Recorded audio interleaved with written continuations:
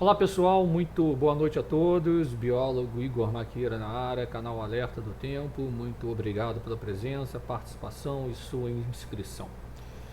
Pois é, mais uma atualização aí, previsão do tempo, alerta máximo na região sul, tá? Alguns podem falar mais uma vez, professor. Mais uma vez e vocês vão entender o porquê, tá? Ah, Antes de mais nada, né? Muito triste, né, quando a gente fala aí de né, as perdas, né, as mortes por causa desses fenômenos, tá? Por causa da vulnerabilidade, né? Eu canso de falar isso, os fenômenos eles ocorrem, vão continuar a ocorrer, né? A gente tem uma história climática muito bem descrita a respeito disso, tá? Mas infelizmente alguns canais, alguns portais que abordam essa parte meteorológica não colocam isso, tá?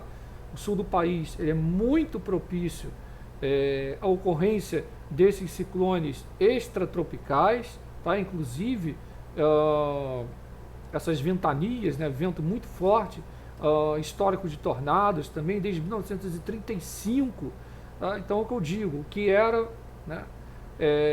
O que era uma localidade em 1935 e o que é uma localidade agora em 2023, mesmo que ela esteja em área rural, né? Então a gente tem o conhecimento dos fenômenos, a gente sabia, né, que a oscilação antártica está numa fase negativa, sistema transiente,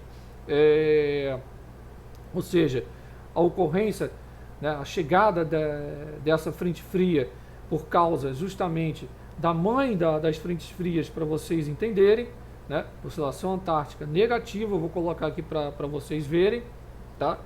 Além disso,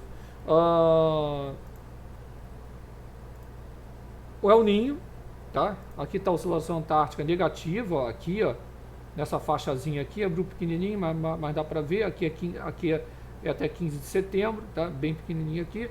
Então a gente tem alguns fatores, né? O contraste térmico também atuando, porque, né, desenvolvimento das grandes ilhas urbanas de calor, né? Então isso tem um contraste térmico, né? No inverno ocorre muito, né, esses ciclones extratropicais, que nada mais são do que esses centros de baixa pressão atmosférica que se formam fora dos trópicos, em médias e altas latitudes, né? Então, ele é formado pelo contraste dessas massas de ar quente e frio, né?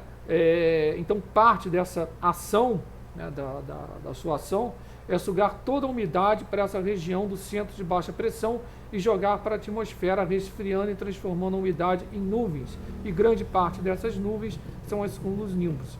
Tá? E nesse processo que justamente é nesse processo que o fenômeno espalha muita chuva, muito vento e muita destruição, tá?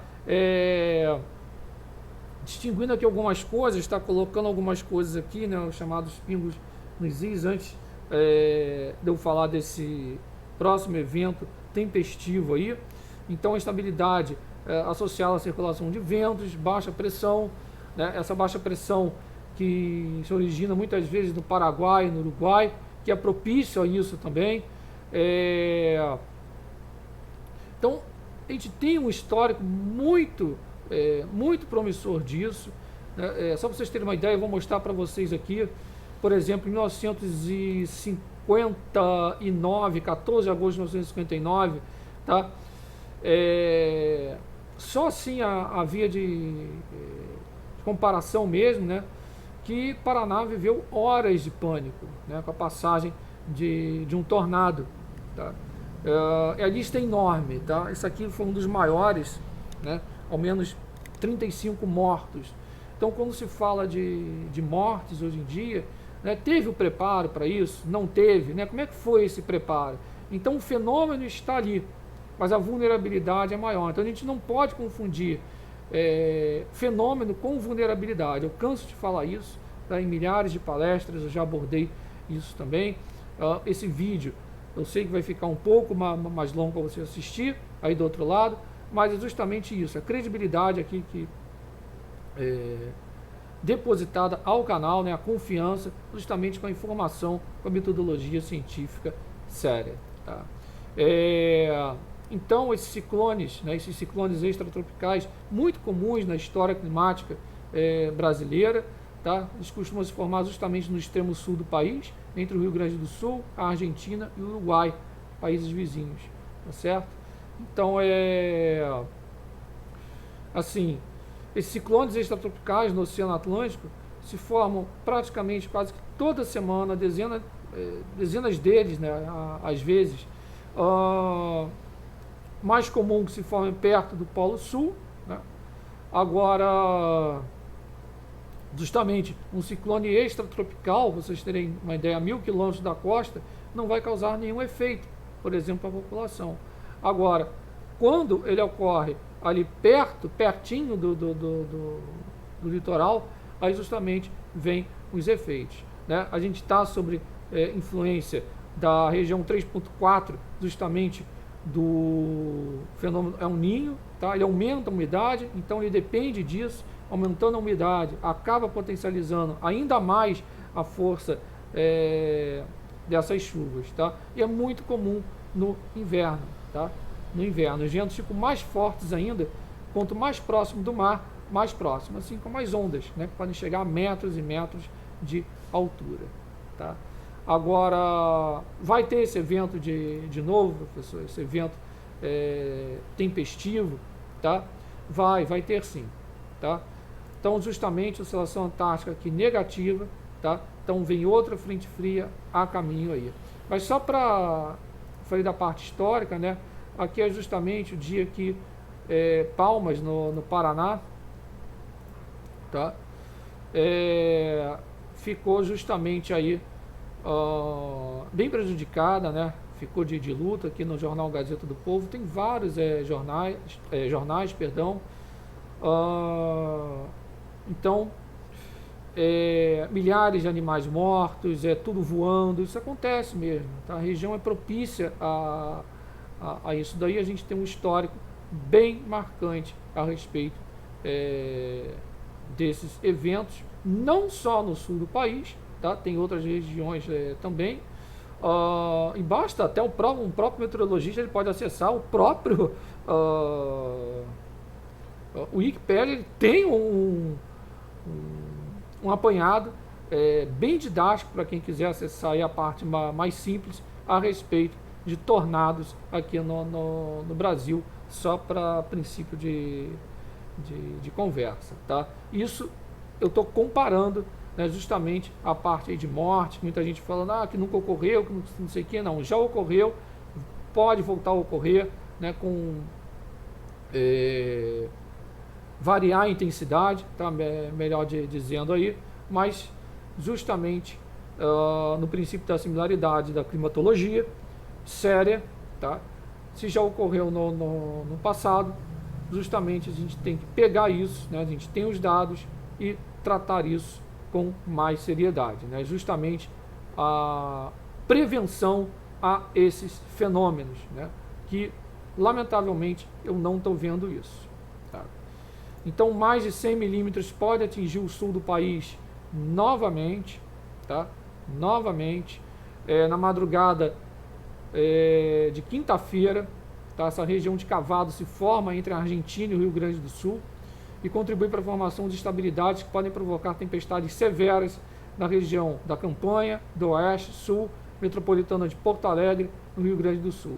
Ao longo do período e da manhã, essas instabilidades se intensificam, se espalham pela metade sul do território gaúcho, aumenta o potencial de tempo severo e de chuvas intensas. E na região central, as tempestades ainda ocorrem de forma mais pontual. Esse padrão se mantém até o período da tarde, em virtude dos ventos de norte, o ar quente que é transportado aumenta ainda mais o tempo severo. Lembra que eu falei do contraste? Está aí o contraste, né? Entre o final da tarde e o início da noite, a região de cavado evolui para uma baixa pressão, mantém o tempo extremamente instável no oeste, na região central e sul, tempestades e chuvas intensas passam a ocorrer da região das Missões Gaúchas e há possibilidade de tempestades pontuais atingirem o oeste de Santa Catarina e o extremo oeste e sudoeste do Paraná. Os ventos de leste passando a atuar com mais intensidade, transportando muita umidade para o leste de Santa Catarina e do Paraná, contribuindo para chuvisco e chuvas de fraca intensidade. No período da noite, a chuva, a baixa pressão, melhor dizendo, ela já começa a se deslocar mais para sudeste, em direção ao oceano, e um prolongamento começa a se formar. Aí dá origem à frente fria nas horas seguintes, lá pela sexta-feira, dia 8. Assim, na madrugada de sexta, lá pelo dia 8, chuvas intensas, muitas tempestades, tempo severo, atingindo o leste, centro-norte do Rio Grande do Sul, o Planalto Central, o oeste de Santa Catarina e todo o oeste do Paraná. Vocês podem ver, inclusive, no modelo SMWF, até o dia 9, está aí na sua tela, o que eu estou demonstrando e relatando aqui agora. Tá? Destaque também para Santa Catarina, todo o oeste do Paraná, frisar isso, porque no início da manhã as instabilidades já provocam chuvas intensas em todo o território catarinense, leste e nordeste gaúcho, norte, centro, sul e oeste paranaense. No decorrer da manhã as chuvas perdem força, porém continuam ocorrendo com moderada a forte intensidade na parte central e oeste do Paraná. Chuva fraca, pontual, prevista por leste e oeste de Santa Catarina, norte e nordeste do Rio Grande do Sul. Mais de 100 milímetros podem se acumular aí na região sul, no próximo evento dessa formação do ciclone extratropical, essa ciclogênese, tá? Chegando a 140, 150 milímetros, né? Porque a frente fria se desloca para o oceano, permite que a massa de ar frio penetre cada vez mais na região sul. Isso diminui o potencial das chuvas, que acontece até com moderada intensidade no norte do Paraná, na forma de chuvisco com fraca intensidade, no leste paranaense e no norte catarinense. Isso eu estou falando lá pelo dia 8, dia 9. Finalzinho do dia 8, início do dia 9. O que vai acontecer? Lá pela noite de sábado, uma nova região de cavado contribui para reforçar ainda mais a frente fria e para a formação de novas instabilidades no norte do Rio Grande do Sul, no sul e meio oeste de Santa Catarina, no oeste e norte do Paraná, onde há maior risco de chuvas intensas e tempestades, e nas demais regiões catarinenses do Paraná chove de fraca intensidade, chuva de fraca intensidade e de forma muito pontual. Esse desastre que ocorreu foi relatado aqui, né, que ia chover muito no sul do país, né, o número de mortes até o momento da divulgação desse vídeo 31, tá? E com a previsão de mais temporais para o feriado, tá? Mais temporais para o feriado, né? Eu só peço que justamente o pessoal aí se abrigue, tá? Siga as recomendações da Defesa Civil. Tá? Nós tivemos grandes acumulados em 24 horas na região sul, conforme este canal divulgou aqui, tá? Sendo novamente um dos primeiros canais a divulgar esse alerta, tá certo? E a demonstrar justamente que esses eventos, né, de ventos intensos, esses ciclones extratropicais, tá certo? Tornados e etc. A região sul é muito propícia a isso, tá? Ela tem características que justamente para desenvolver isso no inverno, né? Então, até ali, aliás, nós estamos em setembro, então está no finalzinho aí, ainda para ter ocorrência, né? Ocorrerem mais desses fenômenos aí, tá certo? Antes de finalizar, destaque aqui, eu estou vendo outros modelos, não só o SMWF, que lá pela sexta-feira, tá? Porção noroeste do Rio Grande do Sul, no município 3 de Maio, por exemplo, há grandes possibilidades temporais durante a madrugada, tá? Pessoal ficar em alerta aí, porque até sexta-feira os acumulados aí podem passar dos 140 a 150 milímetros de forma muito pontual em todo o Rio Grande do Sul, tá? Todo o estado do Rio Grande do Sul, perdão, devido à intensificação até dos ventos das regiões litorâneas entre Santa Catarina e Rio Grande do Sul também, tá certo? Um forte abraço, fique na paz,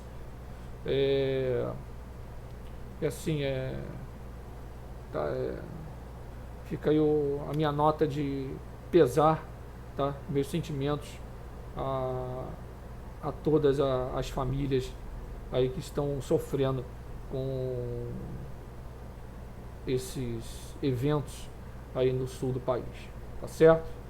Então, antes de finalizar, tá aqui a imagem, tá? Vai chover muito, tá?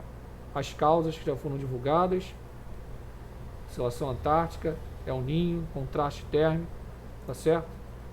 E aqui um pouquinho da parte histórica, né? Eu fico por aqui. Um forte abraço a todos. Deixa eu voltar aqui. Fique na paz, com Deus. Forte abraço, compartilhe bastante o vídeo, faça o canal crescer. Você está no Alerta do Tempo, o melhor canal para previsão do tempo e alertas meteorológicos. Não deixe de se inscrever também. Não deixe de se inscrever lá no Ciência e Meio Ambiente, tá certo? Com muita curiosidade, informação e utilidade pública. Forte abraço, muito obrigado pela sua companhia.